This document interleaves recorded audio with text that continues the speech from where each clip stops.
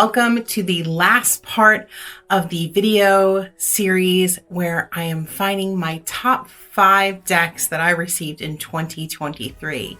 This video is going to run a little bit different than the rest in the series. I'm going to go through the last part, the decks over $70, and then the second part I'm going to reveal my top 5, and then I want to pair them up next to each other. So I'm going to take number 6 and number 5 and kind of compare them and see why number 5 rose above number 6, etc., and kind of have a look that way. Thank you so much for being here. If you are new here and this is the first video that you've seen, head back to video 1.1 where the series started, and you can watch it all the way through, or just jump in now if you want to just see the final top 5 list. Just skip ahead to the second part where I will reveal it all. I'm so excited. Thank you so much for being here. Let's get started. The first deck on the list is the Tazama African Tarot. She's lush. She's beautiful. She comes in this velvet bag for the deck box, which is just feels so fancy, but don't get it anywhere near any furry animals or drop her on the floor, because she will pick up all the bits. So it comes in this really nice bag, which I think is completely unique to anything else I have in my collection. And then we have this kind of beautiful hardcover box here, and it's a whole experience. I feel like opening this deck and taking it out. Hardcover book and another velvet kind of inlay here, and then we have the cards. And the cards are also have this kind of really fancy the word regal just keeps coming to mind, because it does just feel very kind of royal and just, you know, really lush. So for card usability, these are a kind of soft rose petal finish with this really interesting kind of glitter stamping on the cards, kind of bronzed matte gilded here. Let's see how it shuffles. It is pretty stiff, pretty thick, but once you're in there, like, the riffle shuffle is really good. And, you know, it's kind of what I expect when I open this. I feel like if the cards were thinner, I would almost feel like it would be a bit of a letdown, because it almost feels like they should be a little bit thicker and the shuffle should be a little bit, you know, I don't know, more, not challenging, but, you know, the quality is there in the choice of cardstock thickness here. For card usability, just because of the whole kind of experience and how nice that is, and the riffle shuffle is really good, I'm going to give it the party face for card usability and a score of 94. So for versatility, this deck is really quite versatile. Although because of its theme, I use it particularly in kind of special spiritual practices when I want to bring in this kind of energy, and I'm really in the mood for this specific deck. So I'm probably not going to be using it for general readings, you know, for others. General readings maybe for myself, but definitely, you know, with a special spread, it feels like a really special experience to me using this deck. It doesn't feel mundane at all, but I feel like that limits its versatility in a way, because I'm kind of put it in that category. So for versatility, I'm going to give it the neutral face, and I'm going to give it a score of 57. So for energy and personal connection, the moment I picked up this deck, I got this deck back in October. I paid $70. That's its current price. The moment I picked it up, and for me, a $70 deck is a really thoughtful purchase. This is not something, we're not back with the mass market decks where, you know, it might be a bit impulsive and like, why not? You know, this is $70 is a significant amount of money to spend on a deck. And so it's a decision that, that requires for me a little bit more consideration. And so I saw this at Newt. So it was on this table and I saw it the first day I was there. And then I just kept coming around and looking at it and kind of enjoying it. I really felt like there wasn't really anything else like it. I think it's pretty unique. So for energy, it's going to be pretty high, and also for personal connection, because I feel like because of that considered decision, it almost had to make that personal connection with me before I even, purchased it. So I'm going to give it the party face for energy and personal connection and a score of 94. So for readability, titles on the cards are really clear. We don't have any name changes. And then we have the guidebook here, which kind of gives the general meaning of the card, which is, it's pretty basic, but it definitely gives enough. And I feel like there's a lot going on in the imagery that can really kind of aid in the interpretation of the cards, but also reads, pretty traditionally RWS within that. So I think readability is good, high. I'm going to give it the party face, and I'm going to give it a score of 80. So for uniqueness, as I've said, I think this deck is really unique. I think the energy it brings is unique. I think the whole experience of the deck, I think the way it feels and how lush it feels and how special it feels is very unique. So for uniqueness, I'm going to give it the party face, and I'm going to give it a score of 90. That gives the Tazama African Tarot a total of 415 points and puts it at number... Ooh, we're just going to have to wait until the second part for that. We have to have a little bit of an element of a surprise here to find out our top 5. So I'm going to keep you in suspense a little bit longer, and we will see in the second part where the Tazama African Tarot places in the final ranking. The next deck on the list is the Heartscape Tarot, currently out of print. But when I first saw it, I had my eye on it, and then I went back to buy it and it wasn't available. And so then I had to wait a few months, and then it became available again. And so then I bought a copy for myself and one for a friend, because I do think that it's a really special deck. So currently it's out of print, but it's been through kind of several cycles of this kind of going out and then coming back in. So I paid $71. It looks like the current price might be around $79. So if you like this deck, just keep an eye on Teveda's website. And I really do think they're going to, restock this one. So we have this kind of glittery, not glittery, I don't know. It's not like a solid glitter, but it kind of looks glittery. Interesting edging on this one. These are the backs, and these cards are landscape. So let's look at card usability for this one. Again, a stiffer shuffle. And I wonder if that's kind of the, the price range we're looking at around, over $70, whether that's just like the higher quality card is a bit of a stiffer shuffle because it's a higher quality card stock, So this one shuffles really well. I am going to just give it the smiley face though, because I don't think it's quite as good as some of the others. I do enjoy it though. So smiling face and a score of 77.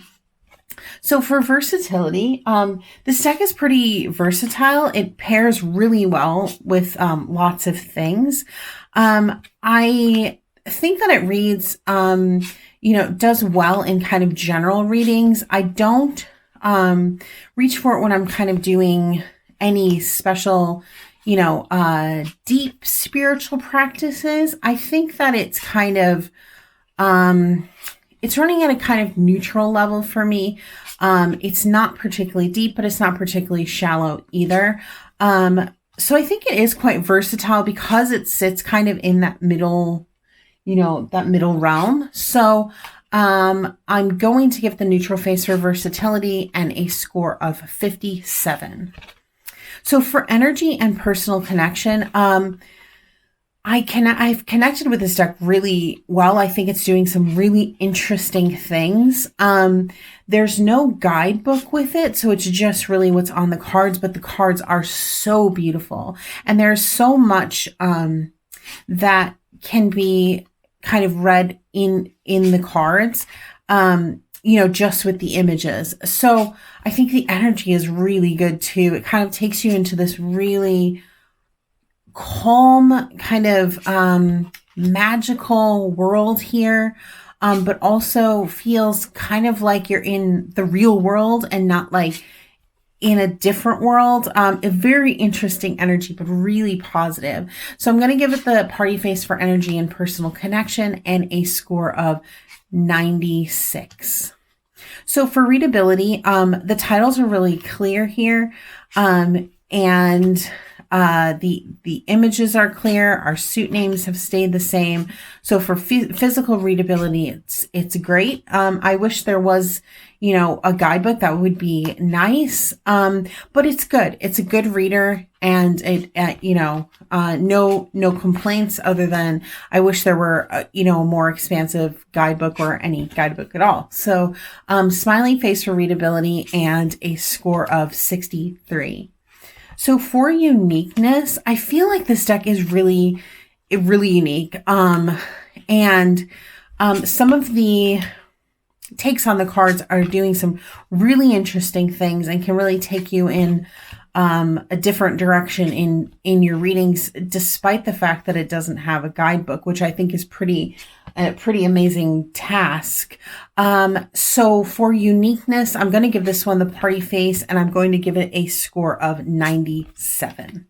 That gives the Heartscape Tarot a total of 390 points and puts it in a tie with the Wooden Tarot. The next deck on the list is the Circle of Doors Tarot.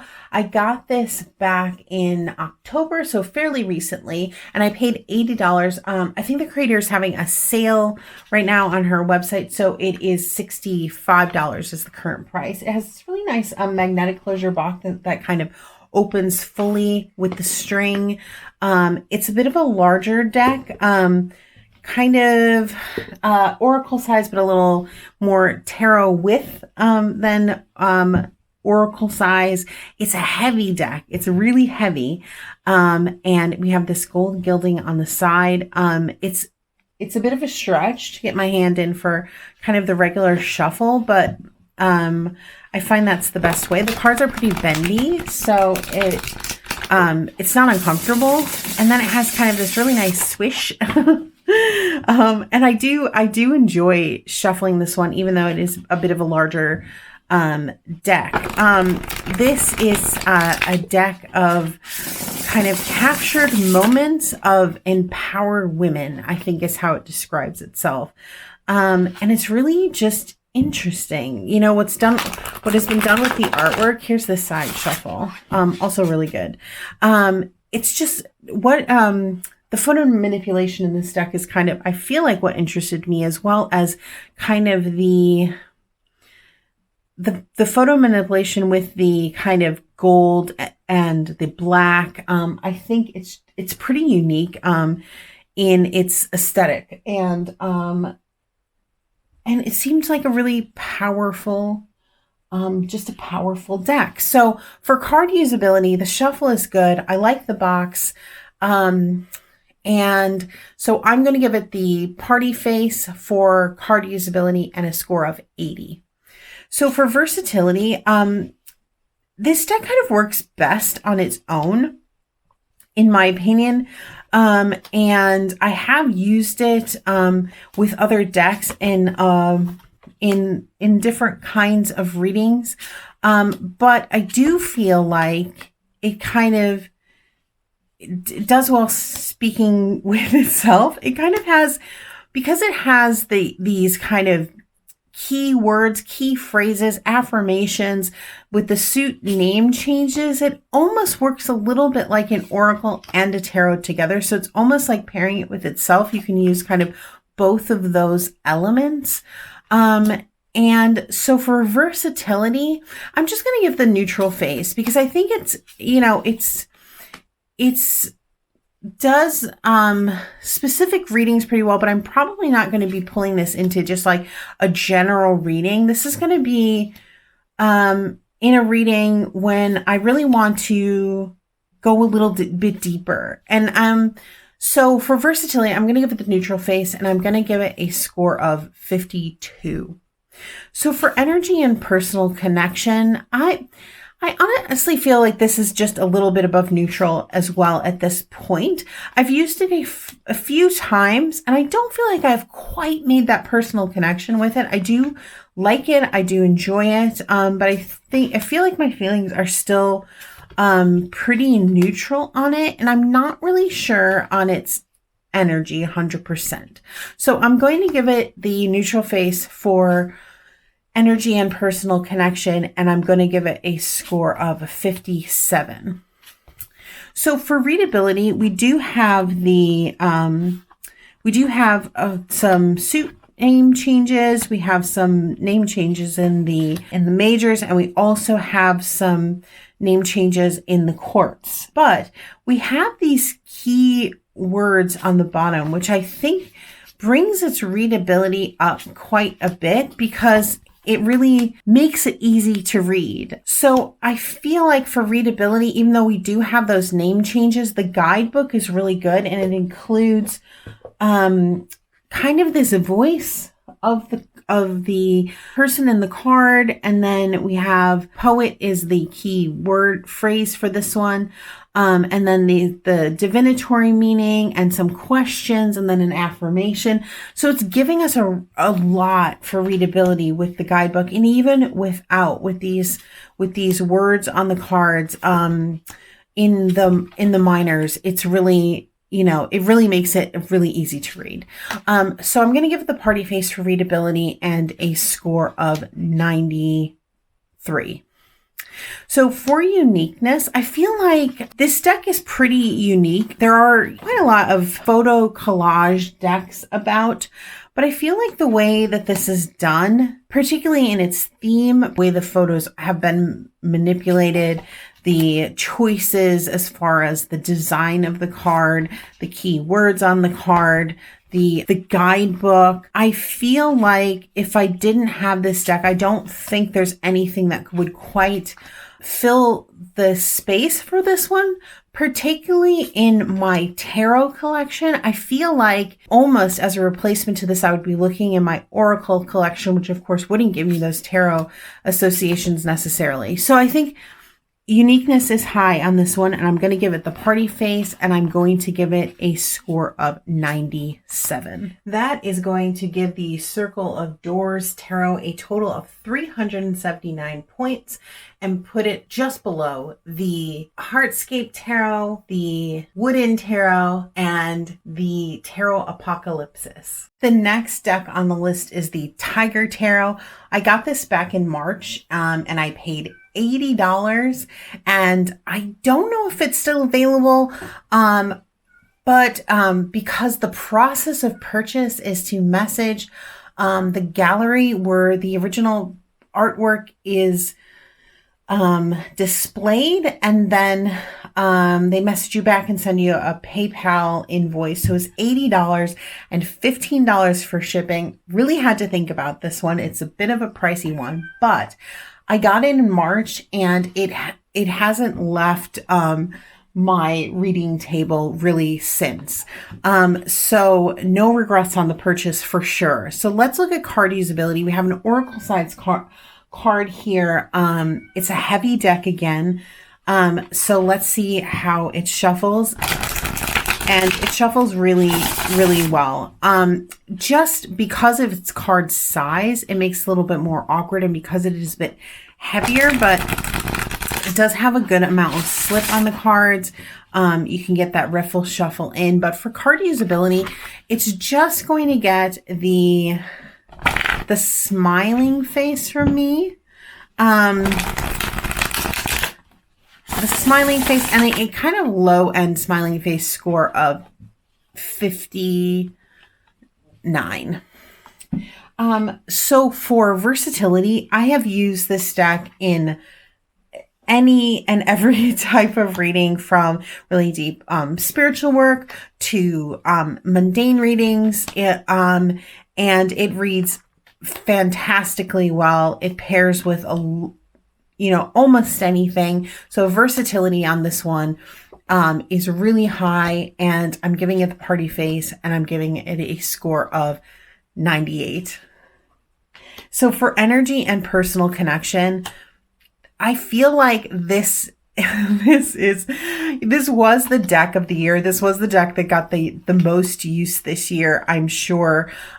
So for energy and personal connection, I'm going to give it the party face again, and I'm going to give it a score of 100, because the personal connection was as high as it possibly could be, and its energy is just really good, and it reads really well. So for readability, we have some name changes. In the suits, our pentacles in this deck are eyes. The rest of them, though, have stayed the same. So it's not hard to remember that one change we have going on. And the guidebook, although really thin here, and just a little bit for each one, brings a perspective to the reading that is really unique. The perspective that it takes and the direction that it goes in is just brings the reading to a level that if you were using a different deck and pulled the same card, you just wouldn't arrive there, I don't think. So for readability, I think it's really high. I'm going to give it the party face for readability and a score of 89. So for uniqueness, it's a collage deck,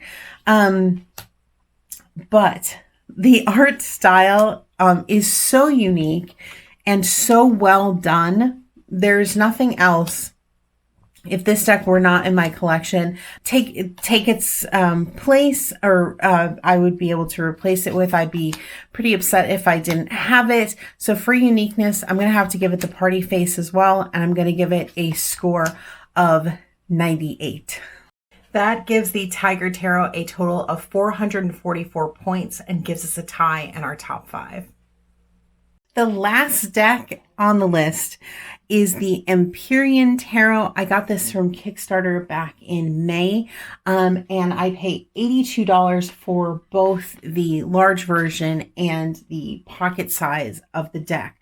The current price just for this one is $88. So it's a bit more of an expensive deck here, and the reason for that is because of the card quality and the printing, because this one is a little bit unusual.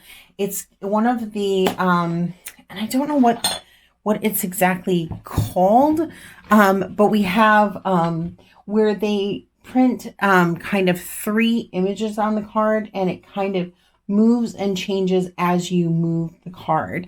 Now, this is a deck that really interested me for a while, and I'd been keeping my eye on it, but that $88 price tag was just a little bit above what I wanted to pay, but it really stayed in my mind. So when the Kickstarter came, and I felt I could get the 2 decks for $82, that seemed like it was, something reasonable. The guidebook is really good too. We've got an upright and reversed meeting here, a little bit about the art, and then how some keywords on different types of readings. And then there's this kind of, I don't know how I feel about this. It's this kind of journal entry on this side from what feels like a young witch kind of finding their way through, but it brings the deck into kind of, I don't know, that kind of younger place than really speaks to me directly. So it kind of, I don't know. I don't know. It kind of works in the opposite way and doesn't really add to the reading, but almost takes away a little bit. So let's look at a card usability. The deck is quite thick and the cards are plasticky just because of its, you know, its design. And so, but the shuffle is actually pretty interesting and not difficult. The cards are quite floppy. And you can get that riffle shuffle in. I'm so sorry. I should have warned you ahead of time. But we do have that squealing sound, which makes the, in my earlier videos, that little mass market linen swish, feel like nothing. So one more time. There we go. But card usability, is pretty good. I really like the box, even though it's pretty big, but it's like holding everything really nicely. And so, and it's easy to shuffle. And so card usability, I'm going to give this one the party face and a score of 92. So for versatility, I feel like when I'm using this deck, I'm kind of using it probably on its own. Yeah, and I don't know that it kind of pairs with anything particularly well. It is kind of a special deck, you know, and just one that I kind of like enjoy pulling out, and it's cool, right? But I don't know that that gives it a lot of versatility. So I'm going to give it the neutral face for versatility and a score of 50. For energy and personal connection, I feel like the energy in this deck is pretty neutral, and I also feel like my personal connection with it is neutral as well. So another score of 50 for energy and personal connection. So for readability, I think the guidebook is actually really good. We have our swords are called daggers here, but otherwise the name changes are kind of obvious, so it's not too hard. But for physical readability, if you don't have this one just quite right in the light, you cannot see like a title at all. Here we have globes as well, another name change. And so for readability, I think it's got to score a little bit lower just because you've got to move the card. And I guess that's kind of, it's the point. But for readability, it's going to give it a lower score. And I think it's going to get the unamused face and a score of 25 for readability. So for uniqueness, I got to give this one the party face for uniqueness because there's nothing like it. I know there's at least one other deck that has, you know, in concept is doing the same thing with these kind of multiple images and then you move it and it's a different image. I don't have that one. I still think it makes it really unique. And I think its voice is pretty unique, even, you know, compared to that one. And I think stylistically it's quite unique. So it's going to get the party face for uniqueness and a score of 99. That is going to give the Empyrean Tarot a total of 316 points, which is not enough to bring it into the top 5. Let's head into part 2 to find out what the top 5 decks for me were in 2023.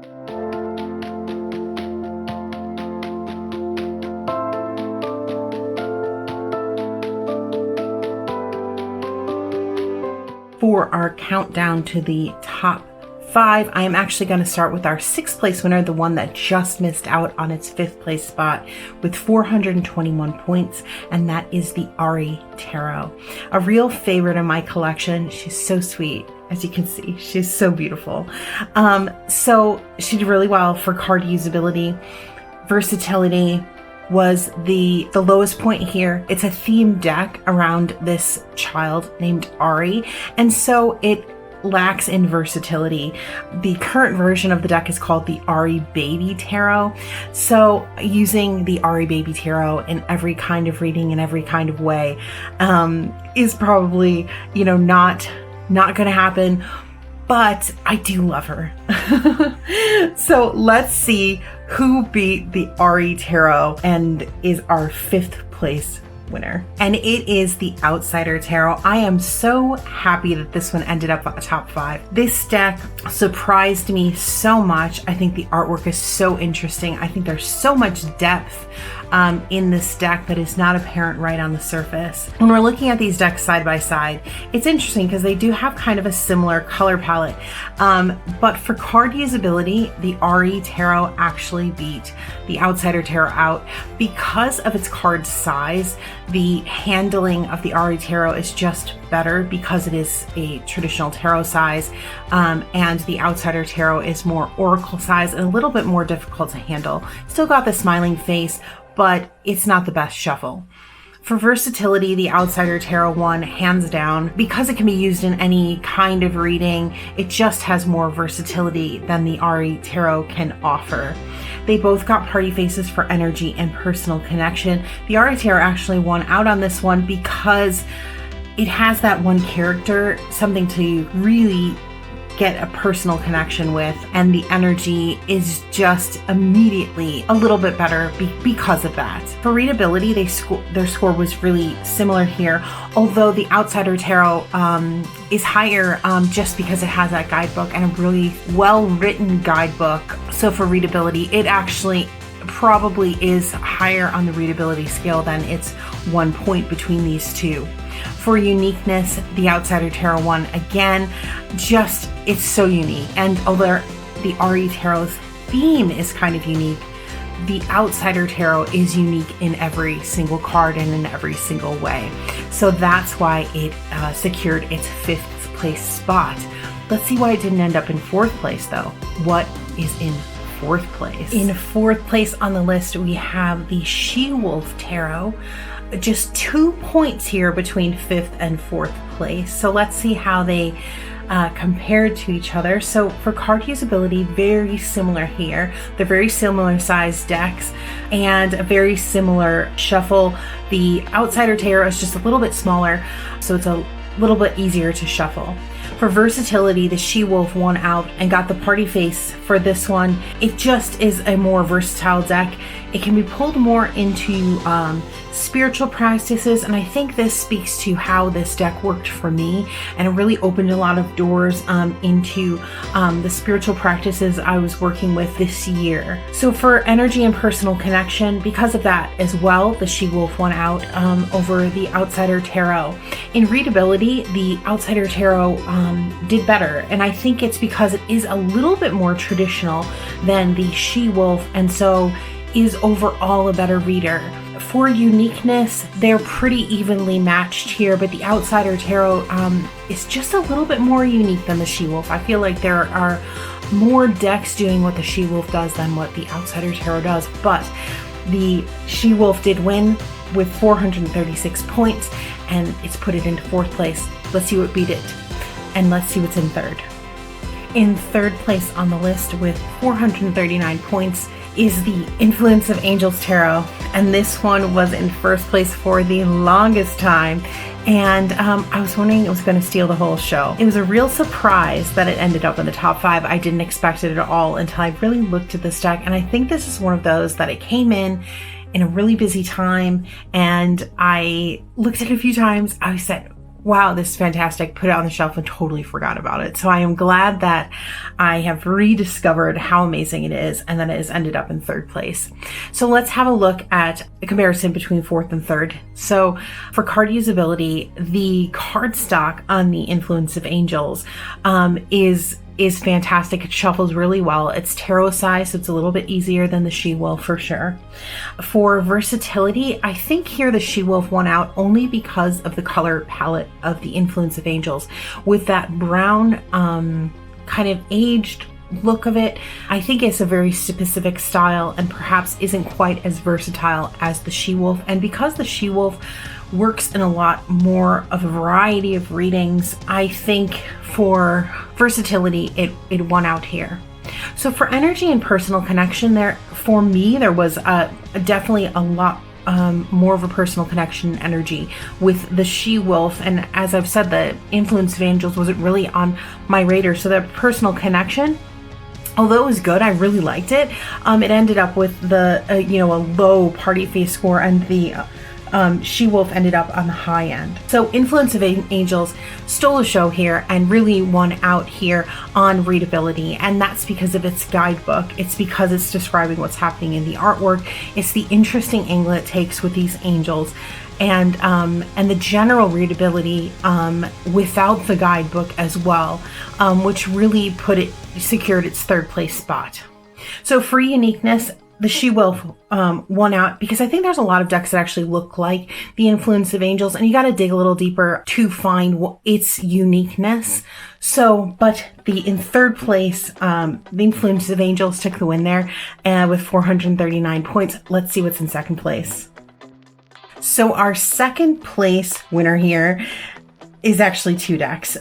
The Tiger Tarot and the Zeke's Arcana tied for second place with 444 points. So let's do a little side-by-side comparison of those two first. So what the Tiger Tarot was lacking in its card usability, just because of its bigger card, it made up for an energy and personal connection. I really connected with this deck, and the Tiger Tarot is one that if card usability had been higher, if this was the card stock we were talking about in the beginning part when we were looking at the mass market decks and the really good shuffle, I'm thinking of the Game Crafter deck specifically, this would have taken first place for sure.